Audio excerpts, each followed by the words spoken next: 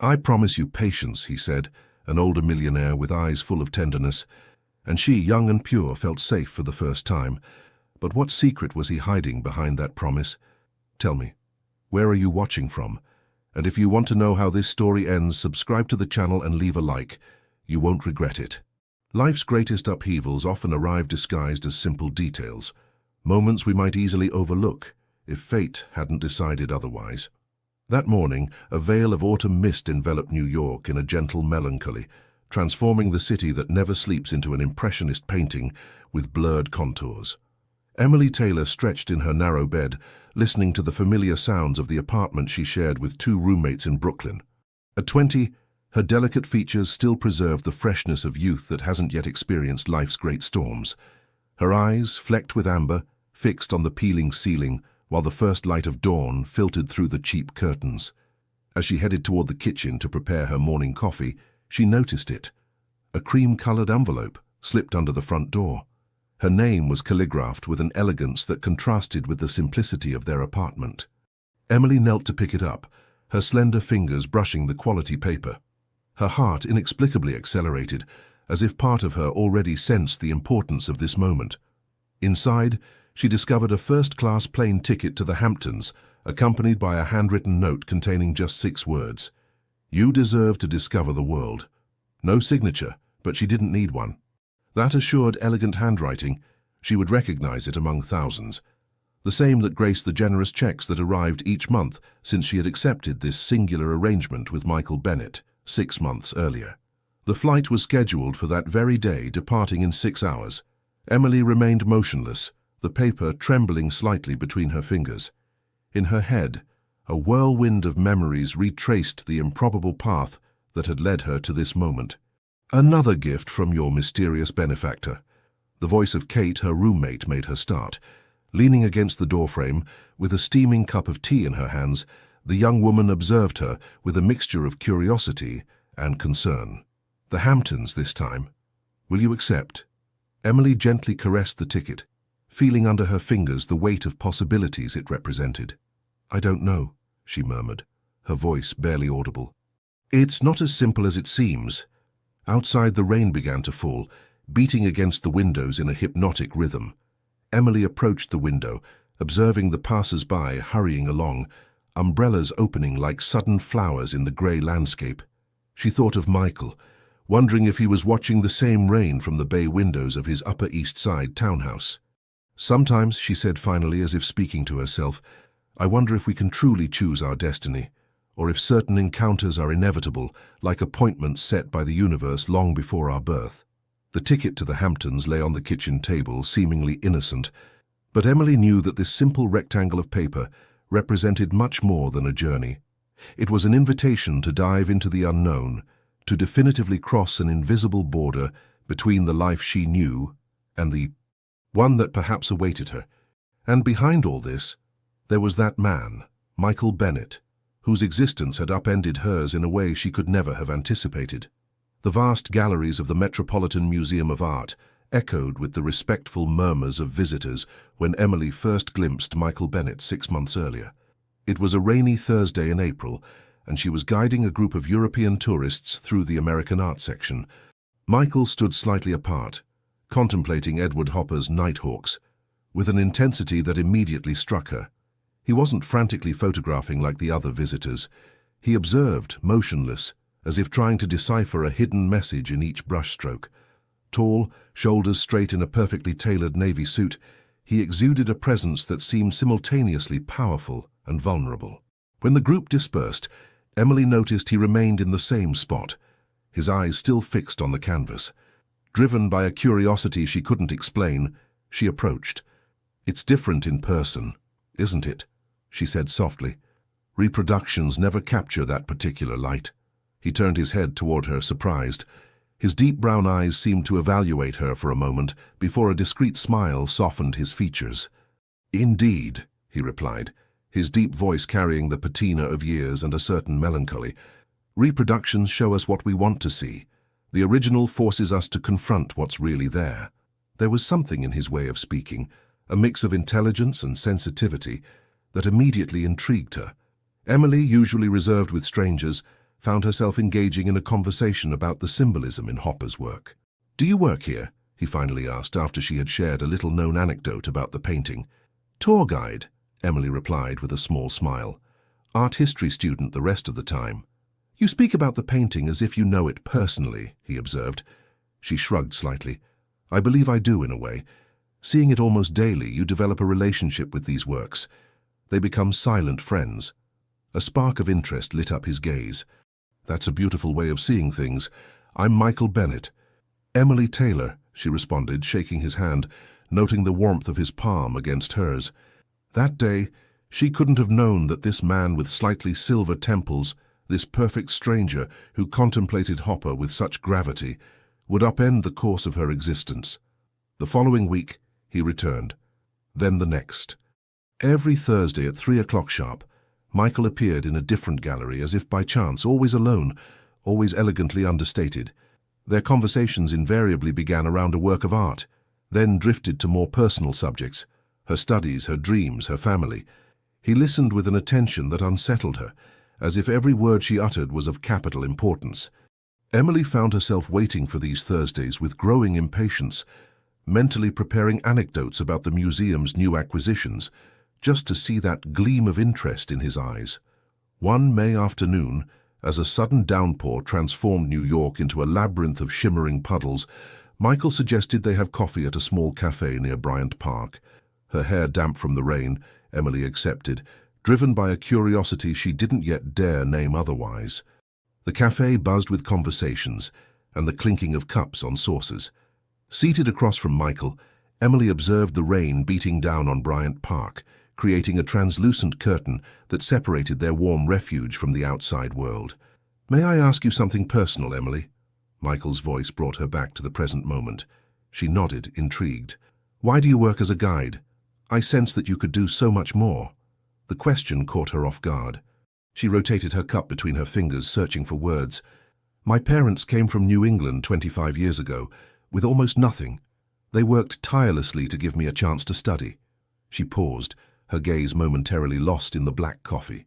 "This job at the Met allows me to pay for my studies without being an additional burden for them." Michael listened with that intensity that was characteristic of him, as if he were trying to read between the lines of her words. "And your dreams, Emily? What would you like to do if material constraints didn't exist?" The young woman gave a melancholic smile. "Travel, perhaps. See with my own eyes the works I talk about every day. Study in London." Her voice trailed off, as if she feared that simply articulating these desires would make them even more painful. A silence settled, troubled only by the sound of rain against the windows. Michael seemed lost in thought, his fingers lightly tapping the edge of his cup. Then, with a sudden resolution, he straightened his shoulders. "I have a proposal to make to you, Emily." His voice was calm, measured, but something in his tone made her imperceptibly stiffen. "I've observed you these past few weeks. Your passion for art, your intelligence, your way of seeing the world." He paused, seeming to search for words with unusual caution. "I run a real estate company that develops luxury properties in the Hamptons. I'm 43, divorced for 5 years, and I own more money than I could ever spend." Emily looked at him without understanding where he was going. A strange tension settled between them. "Wealth brings many things, Emily, but not authentic company, not meaningful conversations, not joy." His gaze grew distant for a moment. "My work obliges me to attend countless events, charity galas, business dinners, gallery openings. I go alone, generally, and I find these evenings interminable." He took a deep breath. "I'd like to propose an arrangement. I'm looking for company at these events, someone to share these moments that would otherwise be meaningless. In exchange, I would offer you financial compensation that would allow you to pursue your studies without worry, and perhaps even realize some of those dreams you speak of." Emily's face stiffened. Michael immediately raised his hand, as if to stop the flow of thoughts he guessed. "I want to be perfectly clear. There would be no physical or romantic expectations, only your presence, your conversation, your perspective on the world." He looked her straight in the eyes. "I'm proposing this because I sincerely believe we could both benefit. You, financial freedom. Me, a few hours of authentic conversation in a world where sincerity has become a rare commodity." Emily felt her cheeks flush. a complex mix of emotions swirling within her. Confusion, indignation, curiosity, and something else she couldn't name. I don't know what to say, she finally stammered. Say nothing now, Michael gently replied. Take time to think about it. If you decide this idea offends you, I'll apologize and we'll never speak of it again. He took out an elegant business card and placed it on the table. But if you're intrigued, call me. Outside, the rain had stopped, leaving New York washed and gleaming. But for Emily, the world suddenly seemed more complex, as if colors had intensified around her, revealing nuances she had never noticed before. The week following Michael's proposal was torture for Emily. Each night, she stared at the ceiling of her small room, weighing the moral, practical, and emotional implications of the offer. The business card rested on her nightstand, simple, elegant, with just a name and number. Sometimes she would take it between her fingers, tracing the embossed letters, feeling the thick paper as if she could read answers in it. In the crowded subway that took her to the Met each morning, she observed the tired faces of New Yorkers, their circled eyes, their resigned expressions.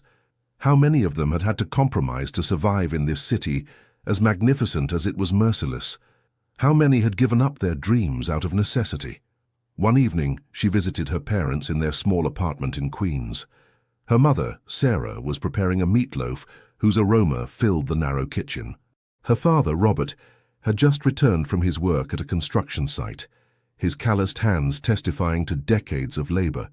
You seem preoccupied, my daughter, her mother noted, while gently stirring the sauce. Are your studies giving you trouble? Emily shook her head, unable to explain what was really tormenting her. How to talk about Michael, his proposal, this impossible choice between principles and opportunity. I'm thinking about the future, that's all, she responded evasively. Her father sat heavily at the table, his joints creaking slightly. At 55, his body bore the marks of a life of physical work. The future is built day by day, he said, with his New England accent still perceptible. You do what you can with what you have. These simple words resonated with her all evening.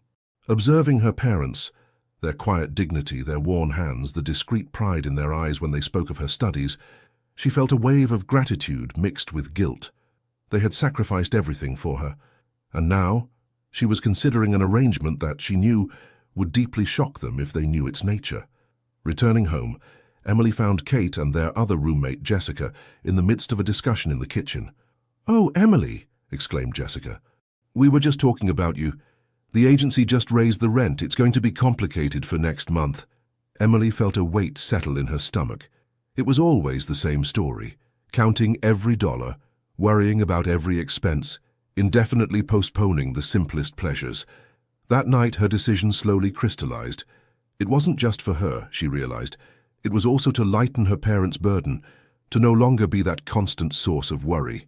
And perhaps, just perhaps, to discover what life could offer, beyond this perpetual struggle for survival. The next morning, she dialed Michael's number with trembling fingers. When he answered, his deep, composed voice strangely gave her confidence. "It's Emily," she said simply. "I accept your proposal." A brief silence followed, as if he too was measuring the weight of this moment. "Thank you for your trust, Emily," he finally replied. "I promise you won't have reason to regret it." As she hung up, Emily had the strange sensation that her life had just taken a turn, heading in a direction she could never have imagined a few weeks earlier. In her mind echoed this lingering question. Had she made a choice or simply yielded to the pressure of circumstances? The first event Emily accompanied Michael to was a charity gala at the Plaza Hotel. Standing before the mirror in her hotel room bathroom, a suite Michael had reserved so she could prepare comfortably, she contemplated her reflection with a fascination mixed with incredulity. The dress she wore was a creation by a young American designer, a deep blue that recalled summer nights in New England. Elegant without being ostentatious, it highlighted her slender figure and fair skin. Her brown hair, usually tied in a practical ponytail for work, fell in soft waves on her shoulders. She barely recognized herself. A light knock on the door startled her. Michael was waiting for her in the lobby, punctual as always. Joining him, she was struck by the simplicity with which he welcomed her. No lingering, appreciative gaze, just a warm smile and a sincere compliment on her elegance. "Ready?" he asked, offering his arm. She nodded, unable to find words. Her heartbeats resounded in her ears like a frantic drum. In a few minutes, she would enter a world of which she had only seen glimpses in magazines and films. The plaza's reception hall sparkled with lights, crystal, and animated conversations. Emily immediately felt all eyes turned toward them, or rather toward Michael, whose presence naturally seemed to attract attention. He guided her with an ease that reassured her, introducing Emily simply as a friend without further explanation. That evening, she discovered a facet of Michael she hadn't yet known. In this world of wealth and influence, he moved with a quiet assurance, but maintained a subtle distance, as if he was never completely at ease. He introduced her to various groups, but always remained at her side, a reassuring presence in this foreign environment. During dinner, seated between a famous Swiss architect and an American philanthropist, Emily expected to feel terribly out of place. Yet, to her own surprise, she found herself able to follow conversations, to offer perspectives that sparked genuine interest. Her knowledge of art history, her passion for culture, this fresh perspective she brought to works that these wealthy people collected, but perhaps no longer truly saw. All this created unexpected bridges. Michael observed her from across the table, and she caught several glimpses of pride in his gaze. Later in the evening, as a string quartet played Gershwin, they found themselves on a terrace away from the crowd. New York sparkled below them, majestic and eternal. "You handled yourself remarkably well," said Michael, handing her a glass of champagne. Emily accepted the glass, the cool crystal against her fingers. "I felt like I was playing a role all evening, as if I was an actress in a theatre play." Michael considered her remark thoughtfully. "Isn't that what we all do in a way? Wear masks, play the roles expected of us." He gestured toward the room. "Those people you see in there with their apparent assurance and sophistication, many of them feel as much imposters as you do tonight." A comfortable silence settled between them, filled by the distant music and the rustling of the city below. "This world intrigues you, doesn't it?" he asked softly. Emily thought before responding. "What intrigues me is the contrast between this," she indicated the sparkling room, "and the life I've known until now, as if I'm navigating between two parallel realities." He nodded, understanding. "Privilege creates bubbles, Emily. Hermetic universes where the reality of the outside world is carefully filtered. It's comfortable but terribly limited. Is that why you chose me?" she dared to ask. "To introduce a bit of reality into this bubble?" Michael looked at her for a long time, his face partially in shadow. "Perhaps," he admitted. "Or perhaps I was simply looking for someone who would still see beauty where I saw only empty social conventions." This first evening marked the beginning of a series of events where Emily accompanied Michael. Openings at exclusive galleries, private dinners with collectors, evenings at the opera. At each occasion, she felt a little less like an intruder and a little more like herself. Yet, a question persisted, nagging. Who was she really in this equation? An employee, a friend? Something else she didn't yet dare name? A month after the beginning of their arrangement, Michael invited Emily to dinner at his Upper East Side townhouse. It was the first time she would see where he lived, and the idea inexplicably made her nervous. The property, nestled in the chic neighborhood, was impressive, without being ostentatious, an elegant brownstone surrounded by a carefully maintained garden. When the taxi dropped her off in front of the wrought iron gate, Emily remained motionless for a moment, intimidated by what she was about to discover. Michael himself welcomed her at the door, dressed with a casualness she didn't know him to possess. A simple cashmere sweater over dark jeans. "Welcome to my home, Emily," he said with a smile that seemed to contain a hint of apprehension, as if he dreaded her judgment. The interior was in the image of the man, elegant, refined, but marked by a restraint that almost bordered on austerity. The white walls were adorned with carefully chosen artworks, mainly contemporary paintings alongside a few classic pieces. A huge bay window offered a spectacular view of Manhattan. "It's beautiful," murmured Emily, genuinely impressed.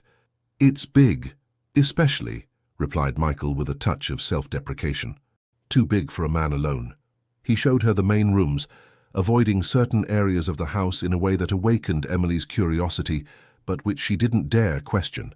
The library, in particular, captivated her, a vast room with walls covered in dark oak shelves, filled with books carefully arranged by theme and author.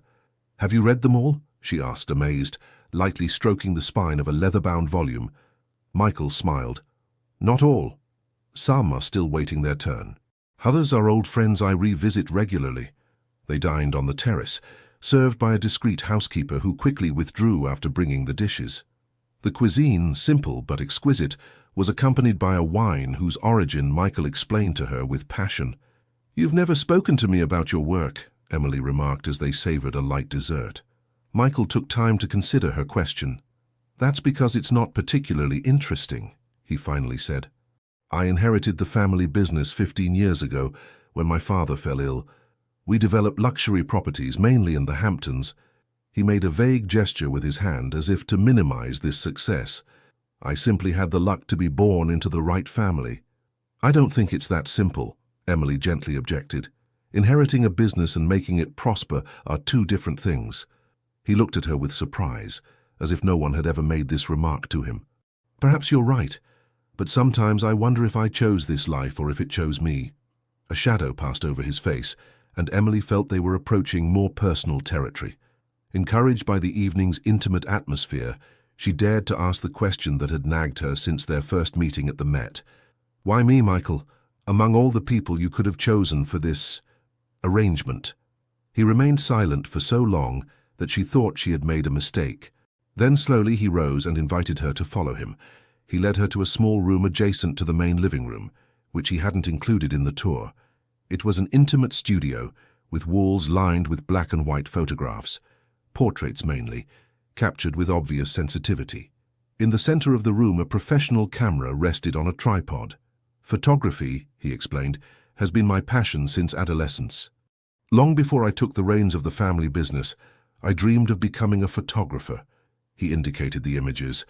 "These are portraits of people I've met randomly in my travels, strangers who agreed to share a moment of their lives with me." Emily observed the faces: weathered old men, mischievous children, middle-aged women whose eyes told complex stories. Each portrait captured an essence, a fundamental truth about its subject. "The day I saw you at the Met," continued Michael, "you were explaining to those European tourists why Hopper had chosen to represent isolation in a crowded space. Your eyes shone with such authentic passion that I instantly wanted to capture it." He smiled, almost timidly. "That's the look I seek in my subjects, that total presence in the moment." This revelation destabilized Emily. She had imagined many reasons for Michael's interest: loneliness, boredom, perhaps even an unspoken desire she had preferred to ignore. But never would she have thought it was about an artist recognizing a similar sensibility to his own. "You see me as a photographic subject?" she asked, uncertain what this really meant. Michael gently shook his head. "I see you as someone who perceives beauty, where others see only the surface of things. That's rare, Emily. Rarer than you imagine." Something changed between them that night. A new trust was established, as if an invisible barrier had vanished. On the way back, in the car that Michael had insisted on calling despite the late hour, Emily realized that their arrangement was evolving into something neither of them had anticipated: a genuine friendship, founded on mutual recognition rather than a transaction. This thought was both comforting and troubling, because if money was no longer the sole basis of their relationship, what did that mean for the confused feelings beginning to arise in her? The invitation to accompany Michael for a weekend in the Hamptons came 2 months after the beginning of their arrangement. It was a professional proposal on the surface. An important client wished to organize a reception at one of the properties developed by Michael's company, and he needed Emily to accompany him. Yet something in the way he had formulated this invitation suggested that this trip represented more than a simple professional obligation. "The Hamptons is a special place for me," he had explained with unusual hesitation. "I'd like to show it to you." They traveled first class on a train that sped eastward, traversing landscapes that gradually transformed, the urban sprawl giving way to suburbs, then to the first glimpses of Long Island's lush countryside. Seated across from Michael, Emily observed him discreetly from above the book she was pretending to read. He seemed simultaneously relaxed and preoccupied, his gaze lost in the passing landscape. "You seem different today," she finally noted. He turned his eyes toward her, surprised. "Different? Less guarded?" as if you're returning to a place where you can truly be yourself. A melancholic smile touched his lips. You're perceptive, Emily. The Hamptons isn't just a tourist destination for me, it's— He searched for words. It's where everything began and where everything ended. He didn't elaborate further, and Emily didn't insist, sensing that he would reveal what he wished in due time. The property where they stayed was a traditional Hampton-style house perched on the heights with a breathtaking view of the Atlantic Ocean. Built in weathered shingle, with blue shutters and a garden fragrant with lavender and rosemary, it breathed authenticity and serenity. It's wonderful, murmured Emily, discovering the terrace that overlooked the sparkling sea below. It's the first property I personally developed, explained Michael, standing beside her. I was young, just out of business school, determined to prove my worth to my father. A housekeeper served them refreshments, a local chilled white wine and olives. Seated facing the sea, they savored this moment of tranquility. The reception is only tomorrow evening, said Michael after a moment. Would you accept if I showed you my Hamptons? They spent the afternoon exploring, Michael guiding her with the assurance of someone who knows intimately every lane, every beach. He took her to small art galleries hidden in secluded spots, to an artisanal ice cream maker whose owner greeted him like an old friend, to shaded spots that tourists ignored. At each stop he shared an anecdote, a memory, an impression. It was a facet of Michael that Emily had never seen, more relaxed, more spontaneous, almost youthful in his enthusiasm to show her these places he cherished. The sun was setting when they reached Cooper's Beach. The golden light of dusk transformed the sea into a mirror, with copper reflections. Families strolled along the shore, children chased seagulls, couples of all ages walked hand in hand. Michael slowed his pace, his face imperceptibly darkening. It's here I met Jennifer, he said suddenly. My future ex-wife. It was during a film festival 17 years ago. She was an assistant for a production house. I had just inherited the family business. He stopped, staring at the horizon. We married 6 months later. I was 25, she was 22. Emily listened to him, aware that he was delivering to her a part of himself that he usually kept tightly closed. We were happy, I think, for a time. His voice carried a nostalgia that squeezed Emily's heart. Olivia was born a year after our marriage. Then things started to change. Slowly at first, then irreversibly. They sat on a bench facing the sea. The marine breeze slightly tousled Michael's hair, giving him a more vulnerable air. What happened? Emily gently asked. Michael took a deep breath. The official version. Incompatibility of character, divergent priorities, all that antiseptic vocabulary we use to mask the more painful truth. He gave a joyless laugh. The reality. I discovered she had never really loved me, that I was a means to access a certain lifestyle, not an end in itself. A wave crashed against the shore, projecting a fine, salty mist into the air. The divorce was difficult.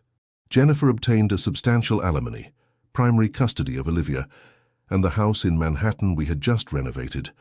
I kept the business and this house in the Hamptons, this refuge I had created, and that she had never really loved. He turned toward Emily, really looking at her for the first time since they had begun this conversation. I'm telling you all this so you understand why our arrangement was so important to me. After Jennifer, I swore never to put myself in a position where someone could claim to love me for what I possess, rather than for who I am. Emily felt a sudden chill invade her, despite the mildness of the evening air. The cruel irony of the situation didn't escape her. She too had accepted to be in Michael's life in exchange for financial compensation. Was she so different from Jennifer, in the end? Michael seemed to read her thoughts. The difference, Emily, is honesty. You never pretended to be here for anything other than what we had agreed upon. It's this transparency that I found liberating. They remained silent for a long time, letting the sound of the waves fill the space between them. Then Michael stood, extending his hand to her.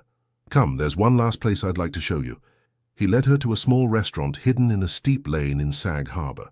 The establishment was modest but welcoming, with checkered tablecloths and flickering candles on each table. The owner, an elderly man with a weathered face, welcomed Michael like a prodigal son. Tony, introduced Michael, the best chef in the Hamptons, though he's from the Bronx originally. They dined on simple but sublime dishes, grilled vegetables perfumed with olive oil and fresh herbs, perfectly cooked pasta enveloped in a seafood sauce of incomparable freshness, a light-as-air tiramisu. It was during this meal, surrounded by the authentic warmth of this family restaurant, that something fundamental changed in their relationship. Michael no longer spoke as an employer or a benefactor, but as a man sharing a precious part of his life with someone he now considered a friend. And Emily realized, with a mix of excitement and apprehension, that her own feelings were also evolving toward dangerous territory, where the professional arrangement gave way to a much more personal connection.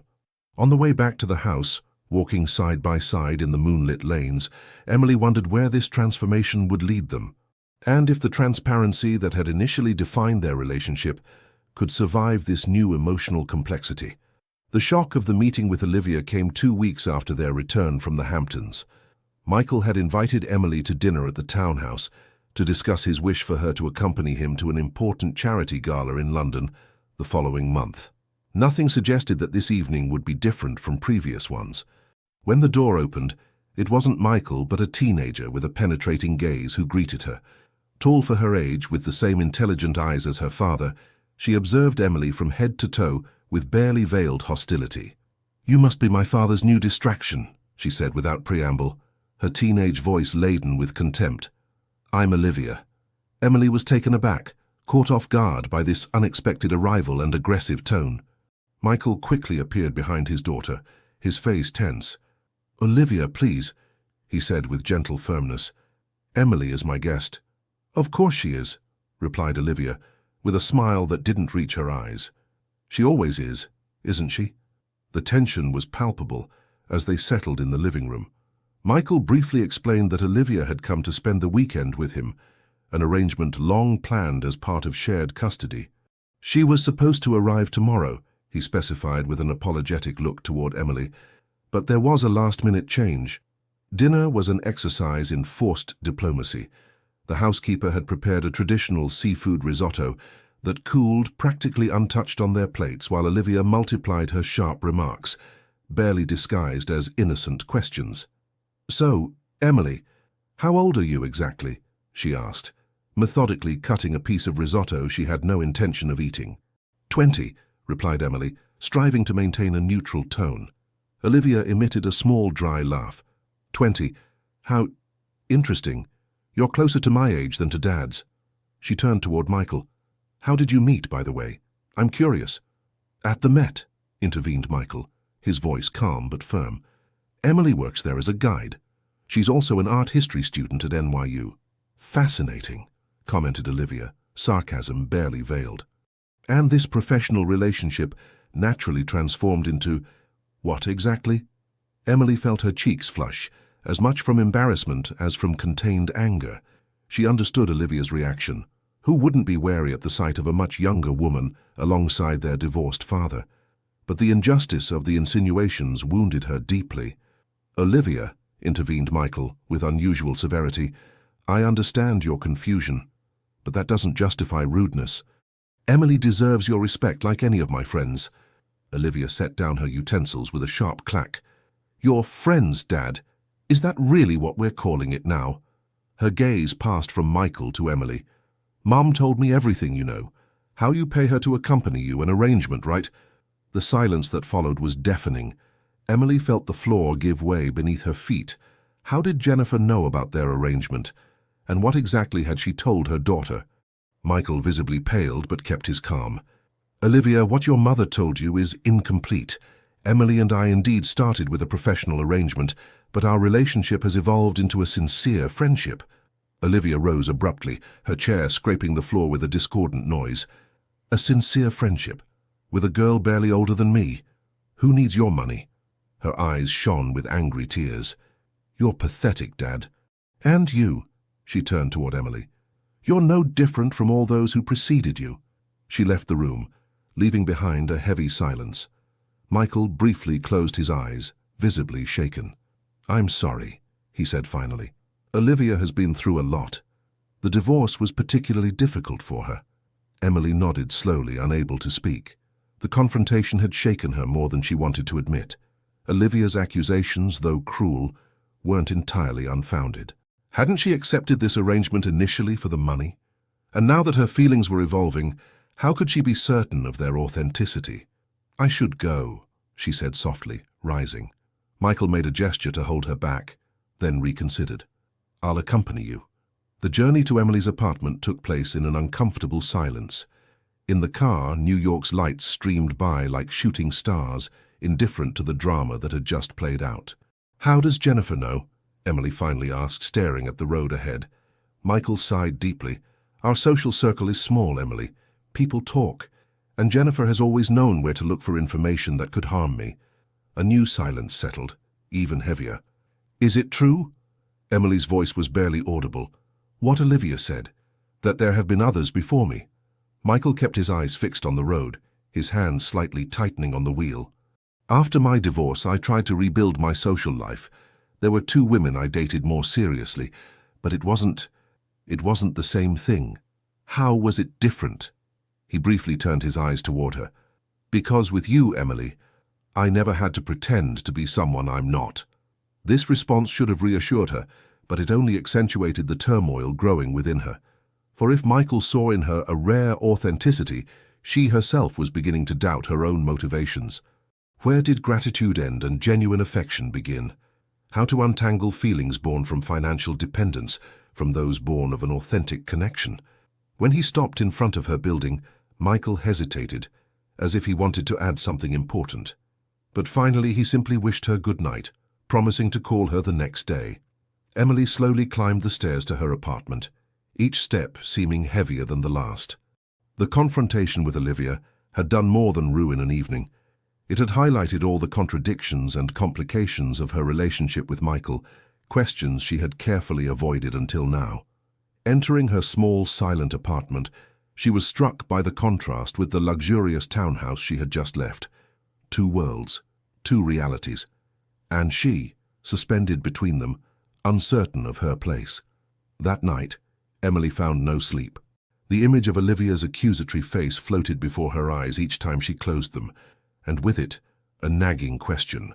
Was she really so different from Jennifer, who had loved Michael for what he could offer her materially, rather than for who he was? The week following the confrontation with Olivia was tense. Michael, preoccupied by his daughter's reaction, seemed distant during their phone calls. Emily, for her part, oscillated between guilt and indignation, wondering if their relationship was doomed from the start. It was in this fragile context that Michael invited her to accompany him to a crucial business dinner. "A potential investor for our new project in the Hamptons," he explained. "Your presence would be valuable to me." Emily accepted, seeing in this invitation an opportunity to find the balance of their relationship. The dinner took place in a Michelin-starred restaurant near Columbus Circle, a discreet establishment where spaced tables guaranteed the confidentiality of conversations. The investor, a Swedish businessman accompanied by his wife, seemed particularly interested in the project. Michael was in his element, explaining with passion the architectural details and the vision behind this new property. But Emily noticed something unusual. From time to time he discreetly brought his hand to his chest, as if to massage a dull pain. "Is everything all right?" she whispered, while their guests consulted the dessert menu.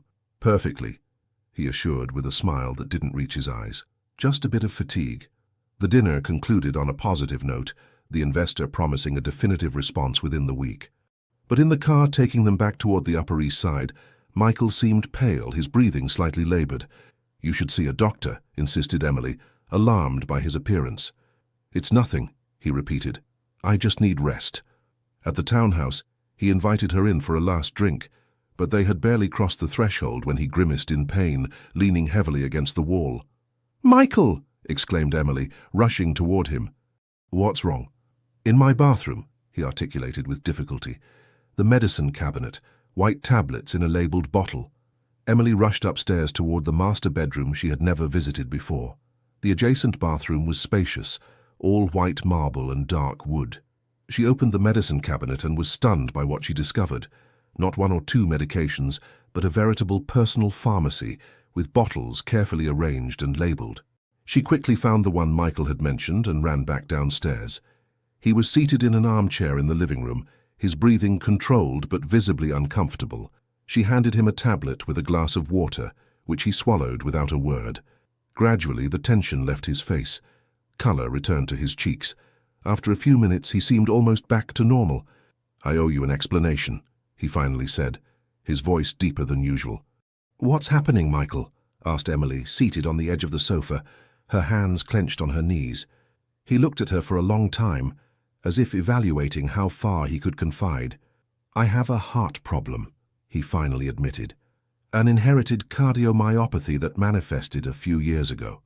Emily felt her own heart tighten. "Is it serious?"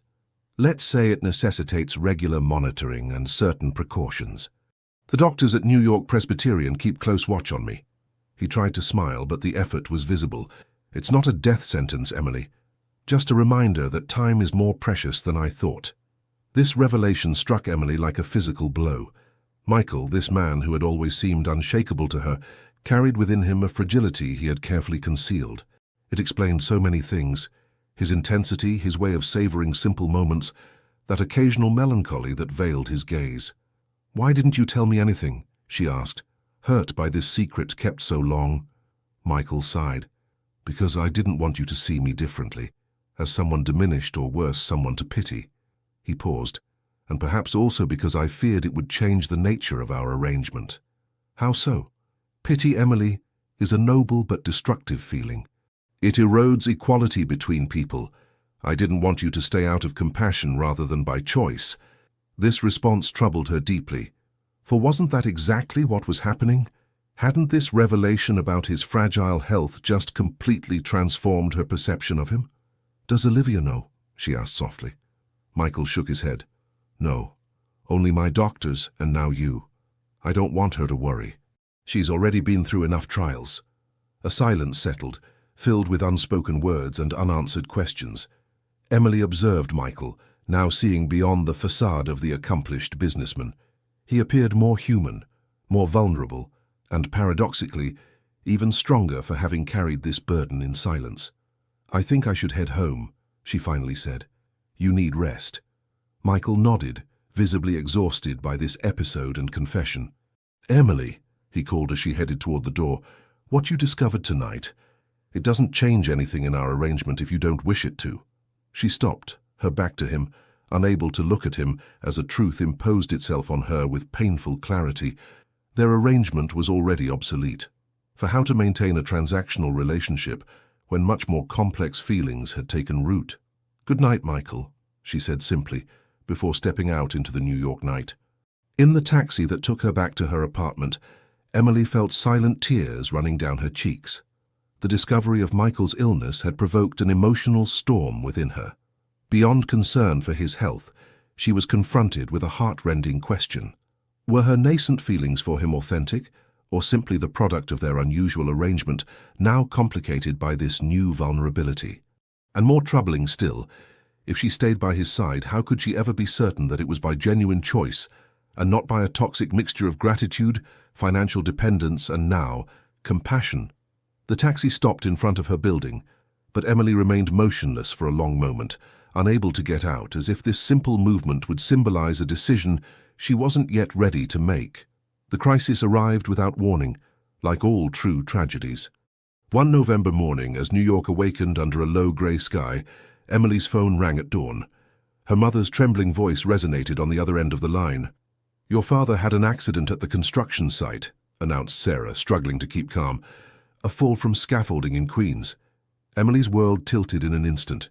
She rushed to Queens Hospital, where Robert had been transported urgently. In the sterile waiting room with harsh fluorescent lighting, her mother, her face hollowed by worry, explained the situation. A complex leg fracture, a concussion, multiple bruises. Nothing life-threatening, but serious enough to require surgery and a long convalescence. "How long before he can return to work?" asked Emily, already mentally calculating the financial implications of this forced stoppage. The doctor, a man with tired features who seemed to carry the weight of sufferings he encountered daily, was direct. 6 months minimum, and that's if he recovers as expected. 6 months without salary for a household already living on the edge. Health insurance would cover part, but not everything, certainly not the specialized physical therapy the doctor recommended for optimal recovery. The days that followed were a whirlwind of hospital administrative forms, and worries. Emily took leave from the Met to help her mother care for her father once he returned home. Bills began to pile up, relentless.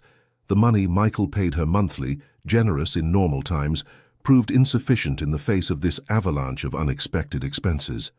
Yet the idea of asking him for more was unbearable to her, especially after the revelation about his health. She resumed overtime hours at the Met, guiding groups of tourists through the galleries even when fatigue made her falter. One evening, as she returned exhausted from a day of work followed by a visit to her father, Emily found Michael waiting for her in front of her building. Seated on a public bench, a newspaper open on his knees, he seemed perfectly at ease despite his tailored suit that contrasted with the modest neighborhood. "Michael," she was surprised. "What are you doing here?" He stood, his expression mixing concern and determination. "You've been avoiding me for 2 weeks, Emily. Your messages are brief. You cancel our meetings." "I was worried." She averted her gaze, unable to meet his. How to explain this distance she had established, not from lack of interest, but from a paralyzing mix of pride and emotional confusion? "It's my father," she finally admitted. "He had a workplace accident. The situation is complicated." Michael listened attentively as she explained the details of the accident, the financial implications, the exhaustion of juggling between work, studies, and hospital visits. "Why didn't you tell me anything?" he asked gently when she had finished. Emily shrugged, a gesture that betrayed her vulnerability. "Because our arrangement concerns my presence at your side during events, not my personal problems." Michael shook his head, visibly hurt by this response. "Is that really how you perceive our relationship? As a simple commercial contract?" The question unsettled her. How to define what existed between them? Certainly more than a professional arrangement, but less than a traditional relationship. They inhabited an intermediate, undefined space that made each interaction complex and potentially painful. "I don't know what we are to each other," she finally admitted. Michael remained silent a moment, considering her words. Then, with an apparent decision, he handed her an envelope. "Take this." Wary, Emily opened it to discover a private health insurance policy in her father's name, covering all the care necessary for his rehabilitation, including the most expensive. "I can't accept," she said immediately, trying to return the envelope. "It's too much." "It's not a gift, Emily," he replied firmly. "It's an investment in your peace of mind. How could you be fully present during our outings if you're constantly preoccupied with your father's health?" The logic was unassailable, but Emily felt that accepting this generosity would fundamentally modify the already fragile balance of their relationship. The line between professional transaction and personal bond, already blurred, would become practically invisible. "Why are you doing this?" she asked, seeking to understand his motivations. Michael looked at her for a long time, as if hesitating on the answer to give. "Because your well-being matters to me, Emily, more than I would have imagined when we began this arrangement." This simple response, devoid of artifice, touched her more deeply than any grandiose declaration. It revealed a truth they had both avoided confronting. Something had changed between them. A connection had formed that far exceeded the terms of their initial agreement. "Thank you," she finally said, accepting the envelope with mixed feelings. "But I'd like to consider it a loan, not a gift." Michael smiled slightly, recognizing in this condition an attempt to preserve her dignity. "As you wish. We'll establish a repayment schedule that works for you." They remained there, face to face in the cool evening street, aware that a new chapter of their relationship had just opened, a chapter where the boundaries between professional obligation, personal gratitude, and authentic affection were becoming increasingly indiscernible. "Would you accept dining with me tonight?" proposed Michael. "Nothing formal, just a meal between friends." Emily hesitated, sensing that this invitation marked a subtle but significant transition. More than a simple dinner, it was an invitation to redefine what they were to each other. "Yes," she finally accepted. "I'd like that, very much." They walked side by side toward a small bistro in the neighborhood, a modest establishment that Michael probably would never have frequented before. In this simple setting, far from starred restaurants and prestigious galas, they talked as they never had, about their fears, their hopes, the unexpected paths life had led them to take. For the first time, Emily saw Michael not as her benefactor or her employer, but simply as a man, with his strengths and weaknesses, his certainties and doubts. And in this new vision, something opened within her, like a flower long remained in bud that finally decides to reveal its petals to the sun. But with this opening also came a growing concern: how to discern the truth of her feelings when they were so closely tied to the material security he offered her. How to be certain that what she felt wasn't simply gratitude magnified by the extraordinary circumstances of their meeting. These questions Emily kept to herself that night, preferring to savor the unexpected simplicity of this shared moment. Two people learning to truly know each other, beyond facades and arrangements. December wrapped New York in its mantle of golden lights. Fifth Avenue sparkled with festive decorations, department store windows told elaborate Christmas tales, and a joyous effervescence animated the city despite winter's bite. The relationship between Emily and Michael had evolved into something more fluid, less defined by their initial arrangement. They continued to attend society events together, but also spent more intimate moments: visits to small art galleries, walks along the Hudson River, quiet evenings discussing literature in the townhouse library. Emily's father was recovering gradually, the specialized physical therapy showing encouraging results. Thanks to the insurance provided by Michael, the Taylor family had been able to weather this trial without the financial anxieties that would otherwise have darkened their daily life. One particularly cold evening, Michael invited Emily to dinner at the townhouse. "I'd like to cook for you," he had explained on the phone, a proposal that surprised and intrigued her. "Nothing extraordinary, just a dish my New England grandmother taught me to prepare." When she arrived, the townhouse was different, warmer, more alive. Candles illuminated the entrance and living room, a fire crackled in the fireplace, and from the kitchen emanated a deliciously comforting aroma. Michael welcomed her dressed in a simple sweater and an apron, his sleeves rolled up, revealing muscular forearms she had never noticed before. This domestic version of him, far from the impeccably dressed businessman, had something deeply touching. "It's the first time I've seen you cook," observed Emily, following him into the luxurious but surprisingly functional kitchen. "It's a pleasure I rarely allow myself," he admitted while stirring a stew that simmered gently. "The kitchen was my grandmother's domain. These recipes are among my most precious memories of her." Dinner was served in the heated conservatory that overlooked the garden, now dormant under frost. The beef stew with herbs, accompanied by a creamy mashed potato and a robust red wine, was of a delicious simplicity.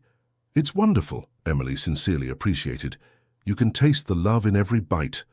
Michael smiled, visibly touched by this compliment. "That's exactly what my grandmother used to say. That cooking without love is just sustenance."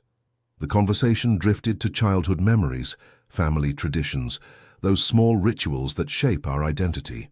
Emily shared anecdotes about New England Christmases from her childhood, traditional desserts, handmade decorations carefully arranged in the family home. After dinner, they settled on the terrace, wrapped in thick blankets, contemplating the garden bathed in the silver light of the moon. New York extended below, a terrestrial constellation of twinkling lights. "Sometimes," murmured Michael, breaking a comfortable silence, "I wonder if beauty isn't more poignant when we know it's ephemeral." Emily turned her head toward him, struck by the sudden melancholy in his voice. "Are you thinking about your heart condition?" He nodded slowly. "The doctors are cautious in their prognoses. With medication and avoiding excessive stress, I could live many years." "Or not?" He gave a sad smile. "It's this uncertainty that's the hardest to tame." She didn't know what to respond, touched by this vulnerability he rarely showed her. "But curiously," he continued, "this sword of Damocles has been a sort of disguised blessing. It forced me to reconsider what truly matters, to see beauty in the ordinary, to seek authentic connections rather than superficial relationships." He turned toward her, his face partially illuminated by the light filtering from the townhouse windows. "Which brings me to something I must tell you, Emily. Something I hadn't anticipated, that I hadn't sought, and that considerably complicates our arrangement." Her heart accelerated, sensing what would follow. "I've fallen in love with you," he said simply, without drama or grandiloquence. "It wasn't my intention. It certainly wasn't provided for in our agreement, but it happened gradually and irresistibly. Time seemed to suspend. The city sounds faded. All that remained was Emily's frantic heartbeat and the sudden warmth invading her cheeks, despite December's cold air. "I'm not telling you this to make you uncomfortable or to change the terms of our arrangement," Michael quickly specified. "I will always respect the limits you set. But after all we've been through together, I owe you this honesty." Emily remained silent, trying to untangle the complex skein of her own emotions. There was an undeniable affection, a growing tenderness, a connection that far exceeded the initial professional framework. But was it love, or was it the comfortable seduction of being valued, protected, seen in a way no one had ever looked at her before? "I don't know what to say," she finally confessed, her voice barely louder than a whisper. Michael gently took her hand, a tender gesture devoid of demand. "You don't have to say anything. I just wanted you to know where I stand. The rest will come when you're ready, if you ever are."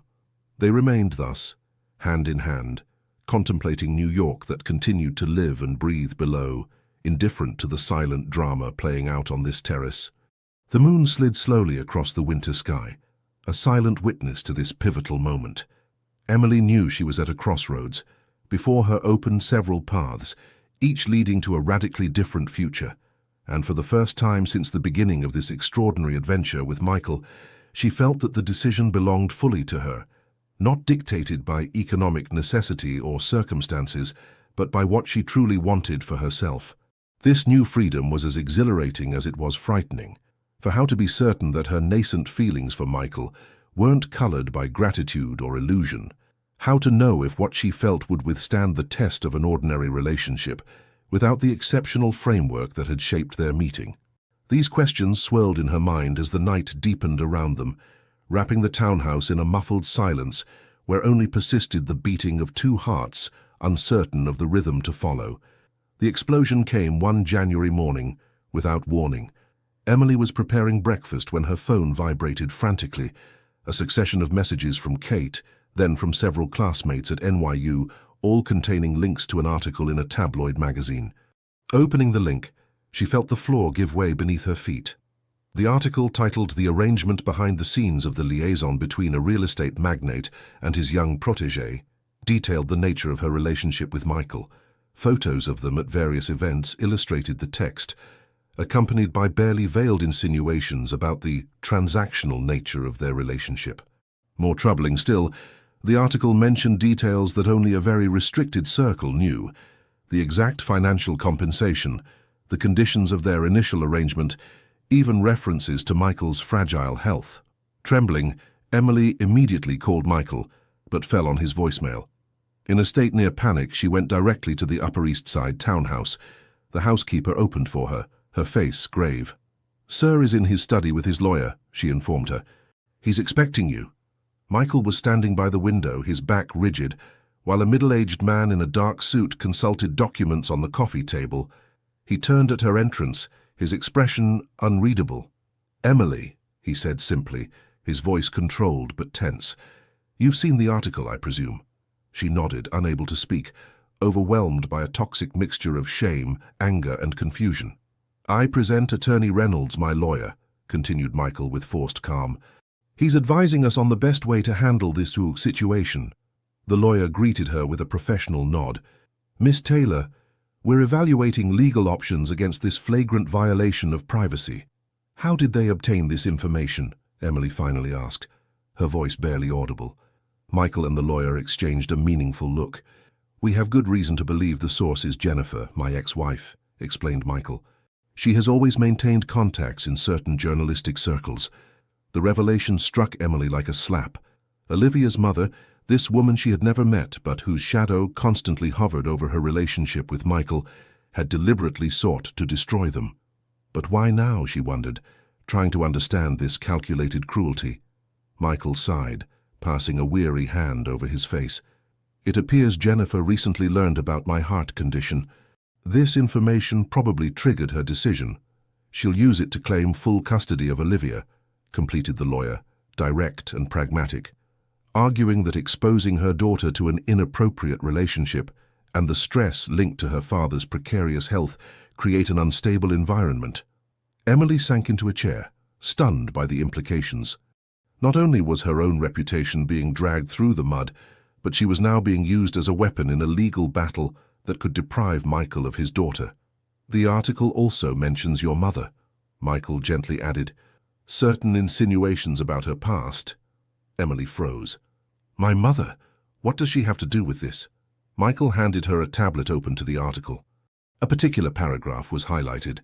Reliable sources reveal that this tendency to seek the support of older, wealthy men would not be foreign to the young woman's family history. Her mother, Sarah Taylor, would have maintained several similar liaisons before her marriage. Nausea overwhelmed Emily. These allegations about her mother, this hard-working and dignified woman who had sacrificed so much for her family, were not only cruel, but fundamentally false. A malevolent invention designed to reinforce the image of a family of opportunistic women. These are lies, she articulated, her voice trembling with indignation. My mother never— We know, Michael gently interrupted, but the damage is done. The article has been online since this morning and has already been shared thousands of times. The lawyer consulted his watch, pragmatic in the emotional storm raging around him. The court summons regarding custody is scheduled for next week. Until then, I suggest absolute discretion. No public comment, no appearance together that could further fuel this story. These words fell like a sentence. Michael nodded gravely, accepting the proposed strategy. When the lawyer left them, a heavy silence settled between Emily and Michael. They looked at each other like two castaways on a stormy sea, aware that every decision made now could either save or definitively engulf them. I'm sorry for involving you in all this, Michael finally said, his face reflecting sincere guilt. I hadn't anticipated that Jennifer would go this far. Emily shook her head, refusing to accept these apologies. It's I who accepted this arrangement. I was an adult, aware of the risks, but even pronouncing these words, she felt doubt insinuate itself. Had she truly understood what she was engaging in that day in April, when she had said yes to Michael's proposal? Had she fully measured the potential consequences, not only for her, but for all those she loved? More troubling still, this venomous article forced her to confront a question she had carefully avoided. What had she really become in this relationship? A paid companion? A sincere friend? A potential lover? Or simply a variable in the complex equation of Michael's life? A piece on the chessboard of his battle against loneliness and against his ex-wife? What do you want to do? Asked Michael, interrupting her tormented reflections. It was the fundamental question, wasn't it? Not what the lawyer advised or what prudence dictated, but what she, Emily Taylor, truly wanted. And for the first time since the beginning of this extraordinary adventure, she realized she had no idea. I need time, she finally said, to reflect on all this away from the influence of our arrangement. Michael looked at her for a long time, seeming to understand what she wasn't explicitly saying. You want to end our agreement. It wasn't a question, but a statement imbued with resigned sadness. I want to understand what I truly feel, she specified. Without the complication of money or obligations, I need to know if what I feel for you is authentic or simply the product of the extraordinary circumstances that brought us together. Michael slowly nodded, his expression betraying a mixture of pain and understanding. I respect that. He headed toward his desk, took out a checkbook, and wrote an amount. This should cover the next 6 months. So your decision won't be influenced by practical considerations. Emily looked at the check he held out, that rectangle of paper that simultaneously symbolized her cage and her freedom. After a long moment of hesitation, she took it, understanding the logic of his gesture even if she felt a strange bitterness. This isn't goodbye, she said softly. Just a step back to better see the path. He nodded, visibly moved despite his usual reserve. I'll be here whatever your decision. Leaving the townhouse that day, Emily felt she was leaving behind a part of herself, that version of Emily Taylor who had been shaped by her relationship with Michael Bennett. Now, she had to rediscover who she truly was, beyond this arrangement that had so deeply transformed her life. The weeks that followed were among the most difficult Emily had ever experienced. The article had unleashed a storm in her personal and academic life. At NYU, she felt the curious and sometimes disapproving gazes of her classmates and professors. The whispers ceased at her approach, only to resume as soon as she moved away. She had temporarily moved back in with her parents, unable to bear the constant questions from Kate and Jessica. The modest Queen's apartment had become her refuge, the only place where she could reflect without being judged. Her father, still convalescing but improving progressively, hadn't asked her any direct questions about the article. One evening, however, as they watched an old Hollywood film on television, he had simply said, "What matters isn't what others think of you, my daughter, but what you think of yourself." This simple but profound phrase had accompanied her on her long, solitary walks through New York. In those grey January days, when she attempted to untangle the complex skein of her feelings for Michael. She hadn't seen him since their separation, respecting the mutual need for distance during this period of reflection.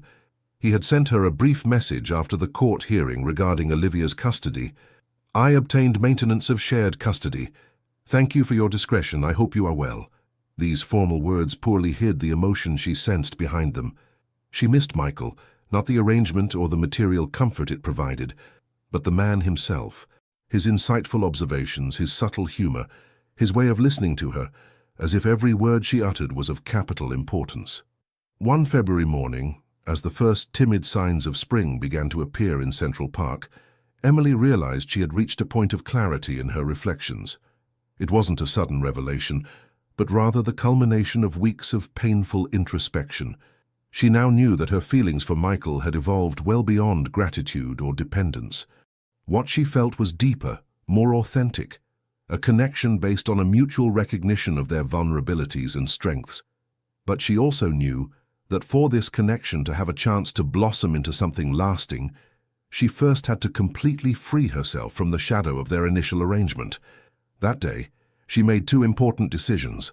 The first was to resume her studies full-time, determined to earn her degree by her own means. The second was to visit Michael, not to pick up where they had left off, but to propose a new beginning on radically different bases. When she arrived at the Upper East Side townhouse, her heart pounding and her hands slightly trembling, the housekeeper welcomed her with obvious surprise. "Sir is in the garden," she indicated after hesitating a moment. "He's planting roses." Emily crossed the silent house, noting the small changes since her last visit. New books in the library, a photograph of Olivia placed on the piano, a bouquet of fresh flowers on the living room coffee table. She found him kneeling in the soft earth of the garden, dressed in simple jeans and a worn sweater, his hands protected by used gardening gloves. He was methodically planting young rose bushes, his face concentrated on this simple but significant task. The image struck her for its ordinary beauty. Michael Bennett, the sophisticated businessman, the art collector, kneeling in the earth like a simple gardener, creating beauty with his hands. He raised his eyes, sensing her presence, and froze for a moment. Then an uncertain smile lit his face, revealing a joy mixed with apprehension. "Emily," he said simply, rising and removing his gloves. "What a surprise." She approached, observing the young plants carefully aligned. "A New England roses," she noted with a smile. "They'll remind you of my accent when I get angry." Michael laughed softly, appreciating this attempt to lighten the atmosphere. "I've always found that accent charming." He hesitated. "How are you?" "Better," she replied sincerely. "These weeks have been necessary." He nodded, understanding what she wasn't saying. "You seem different." "I am, I think." She took a deep breath, gathering her courage. "Michael, I've come to tell you two important things." He waited, attentive, without rushing her. First, she began, taking an envelope from her bag. "I'm returning this." It was the check he had given her during their last meeting, uncashed. "I can't accept it. Not now that I know what I truly feel." Michael looked at the envelope without taking it. "And what do you feel, Emily?" His voice was calm, but she perceived the underlying tension, the crucial importance of her response. She looked at him directly, with a new assurance born from these weeks of introspection. "I believe I've fallen in love with you, Michael, not with what you can offer me materially, but with who you are, your integrity, your vulnerability, your way of seeing the world." She paused. "But I can't explore these feelings as long as money stands between us like a wall." He looked at her intensely, as if seeking to read the truth in the depths of her eyes. "What do you propose then?" "A new beginning," she said simply, "without arrangement, without financial compensation. Just two people learning to know each other, to see if what we feel can blossom naturally without the shadow of a transaction." Michael remained silent for a long time, digesting her proposal. Then, slowly, he completely removed his gardening gloves and placed them on the bench near the roses. This simple gesture seemed symbolic, stripping away protections, showing himself as he truly was. "I accept," he finally said, "on one condition." Emily raised a questioning eyebrow. "That you allow me to offer you this," he continued, taking from his pocket a small object he handed her. It was a key, simple and without ornament. "The key to the townhouse?" She was surprised. Michael gently shook his head. "The key to my house in the Hamptons. The one I told you about, my refuge." He hesitated. "I'd like you to use it whenever you wish, to stay there, to reflect, to work on your studies, to be yourself, away from New York's pressures." Emily understood the profound significance of this gesture. It wasn't a material gift, but an offer of space, literally and figuratively, a place where she could be autonomous while remaining connected to him. "Thank you," she said, accepting the key, feeling its modest but significant weight in her palm. They remained there, in the spring garden, surrounded by young rose bushes that hadn't yet bloomed but promised future beauty. Between them, something new had begun to take root. No longer an arrangement based on mutual needs, but a connection founded on a deeper recognition of who they truly were to each other. "Would you like to have dinner with me tonight?" proposed Michael. "At that little bistro in Brooklyn you introduced me to." Emily smiled, appreciating the symbolism of this choice, a simple, authentic place, far from the luxurious environments that had initially framed their relationship. "I'd like that very much," she accepted. As they headed toward the house, Michael stopped a moment, looking at the roses he had just planted. "Do you know why I chose New England roses?" Emily shook her head. "Because they're known for their resilience," he explained. "They survive in conditions that would discourage other, more delicate varieties, like certain people I've had the fortune to meet." The compliment, subtle and sincere, warmed Emily's heart. For the first time in weeks, she felt she had made the right choice, not the easiest or most comfortable choice, but the one that was true to what she was discovering about herself and about what she truly desired in her life. That evening marked not the continuation of a story begun 9 months ago at the Met, but the true beginning of a relationship between two people who had traversed the fire of social conventions, external judgments, and their own doubts to arrive at a simple but profound truth. Certain connections transcend the circumstances of their birth and deserve the chance to blossom at their own pace, according to their own rules. 6 months passed like a breath, 6 months of mutual rediscovery, of deep conversations, of moments shared without the shadow of a financial transaction. Emily had resumed her studies with renewed determination, working part-time as a research assistant for an art history professor at NYU. Michael, for his part, had delegated certain responsibilities in his company to dedicate himself more to his passion for photography and to his relationship with Olivia, which was slowly beginning to ease. They saw each other regularly, patiently building something new and authentic. Sometimes it was a simple coffee between 2 classes for Emily. Other times, an exhibition they visited together, sharing their impressions on the presented works. Some weekends, Emily used the key to the Hampton house, taking refuge there to study or simply to enjoy the soothing view of the Atlantic. Their relationship evolved at its own pace, without the pressures or expectations that had characterized their initial arrangement. They were learning to truly know each other, beyond the facades and roles they had initially assumed. One October morning, almost exactly a year after their first meeting at the Met, Emily found an envelope slipped under the door of her new apartment, a modest but bright studio she had rented in Greenwich Village. The envelope contained a first-class plane ticket to the Hamptons and a handwritten note containing just 6 words, "You deserve to discover the world." She immediately recognized Michael's elegant handwriting, but this time the ticket wasn't accompanied by a check or professional expectations. It was simply an invitation, a gesture of affection she was free to accept or decline. The flight was scheduled for the following morning. Emily hesitated briefly, then dialed Michael's number. "Good morning," he answered, and she could hear the smile in his voice. "You've always had a remarkable sense of timing," she said, naturally using the informal you that had established itself between them over the past months. "I just finished my mid-semester exams." "I know," he admitted. Olivia told me about your schedule. Apparently you have lunch together from time to time now." This revelation pleasantly surprised her.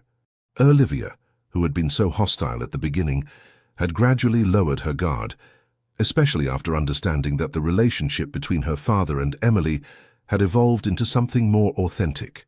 "The Hamptons," Emily resumed, returning to the subject of the ticket.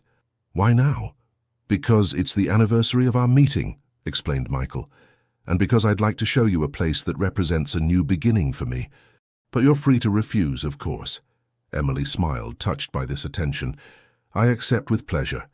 The next day's flight was brief but luxurious. At the East Hampton airport, a car awaited them to take them to a beach house, this tiny jewel nestled between sea and dunes. As they wound along the coastal road, Michael seemed unusually nervous, distractedly playing with his watch bracelet.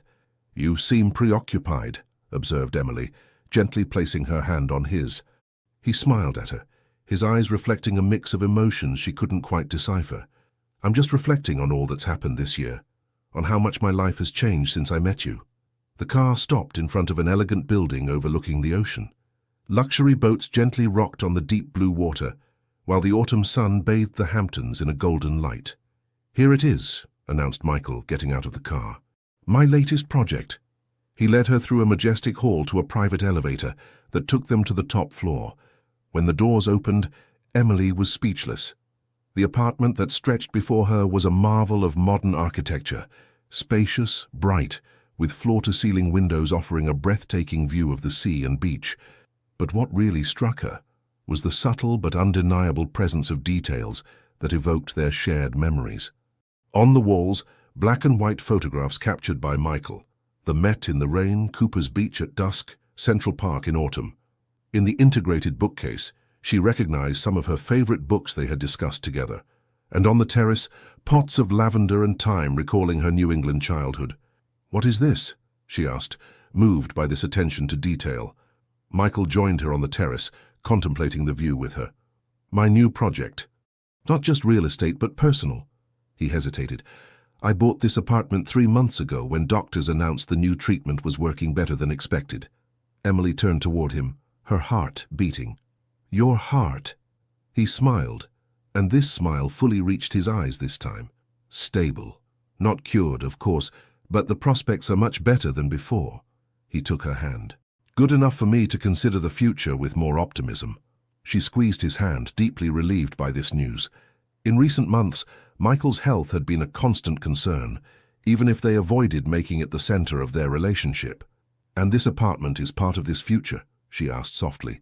Michael nodded, suddenly more serious. "I've spent my life building places for others, spaces I never really filled myself. This time I wanted to create something different, a place that isn't just beautiful, but has a soul." He turned to face her completely.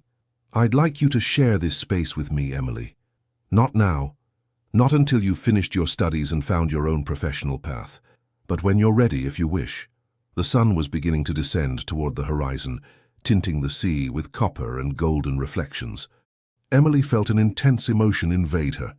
Not the confusion that had so tormented her at the beginning of their relationship, but a quiet certainty. "I'd like that very much," she replied simply. That evening they dined on the terrace, savoring Mediterranean dishes prepared by a local chef Michael had engaged for the occasion. The conversation flowed naturally, passing from professional projects to shared memories, from hopes for the future to lessons from the past. "You know," said Emily as they savored a passion fruit dessert, "when I found that first ticket to the Hamptons under my door a year ago, I didn't know if I should accept it. I was so afraid of losing my way, of no longer knowing how to distinguish my true feelings from the extraordinary circumstances that had brought us together." Michael listened attentively, as he had always done, with that rare capacity to be fully present in the moment. "And now?" he asked softly. Emily smiled, contemplating the sea stretching infinitely before them. "Now I understand that sometimes the path we hadn't planned is exactly the one we needed to take." She turned toward him. "What began as an arrangement has evolved into something much more precious, an authentic connection built on mutual understanding and respect." Michael took from his pocket a small box, not a ring, but a pendant in the shape of a rose, delicately chiseled in white gold. "It's not a marriage proposal," he specified with a smile. "Not yet. Rather a promise. Like those New England roses I planted, a symbol of resilience, of beauty that survives difficult seasons." He put the necklace around her neck, the clasp brushing her nape in a contact light as a caress. "To us," he said, raising his glass, "to what we've built from an improbable beginning." Emily also raised her glass, the crystal tinkling softly in the evening air. "To authenticity that sometimes arises from the most unexpected situations." Later, as they walked along the illuminated beach promenade, Emily realized that the journey begun a year earlier with that mysterious envelope under her door was not finished. It continued to unfold day after day in directions she could never have anticipated. She had feared at the beginning that this relationship would define her, completely absorb her. Instead, she had discovered her own strength, her capacity to establish healthy boundaries, to make authentic choices for herself while opening to a deep connection with another. Michael, too, had changed, less rigid, more open to spontaneity, rediscovering through her eyes a joy of living he thought lost. His relationship with Olivia had improved, the teenager beginning to see in him not just the distant father absorbed in his business, but a complex man capable of authentic love. Together, they had traversed the fire of external judgments, internal doubts, and family complications to arrive at this tranquil beach, not an endpoint, but a pause in their common journey, a moment to appreciate the path traveled before continuing the exploration. "What are you thinking about?" asked Michael, noticing her pensive expression as they stopped to contemplate the lights of the town reflecting on the dark water. Emily smiled, gently squeezing his hand in hers. "I'm thinking that certain envelopes slipped under a door contain much more than plane tickets. Sometimes they enclose invitations to become who one truly is." The Hamptons' lights twinkled like terrestrial stars, and the sea murmured gently against the docks. In this postcard setting, two people who had met in unusual circumstances had finally found what so many seek without ever finding, not the perfection of a fairy tale, but the authenticity of a connection that transcends social conventions, age differences, and practical arrangements to reveal what is truly important. The mutual recognition of two souls who, despite or perhaps thanks to the tortuous paths taken, have finally found their safe harbor in each other. The most sincere heartbeats are sometimes those born from the most improbable rhythms, as if destiny enjoyed composing melodies we would never have dared imagine for ourselves.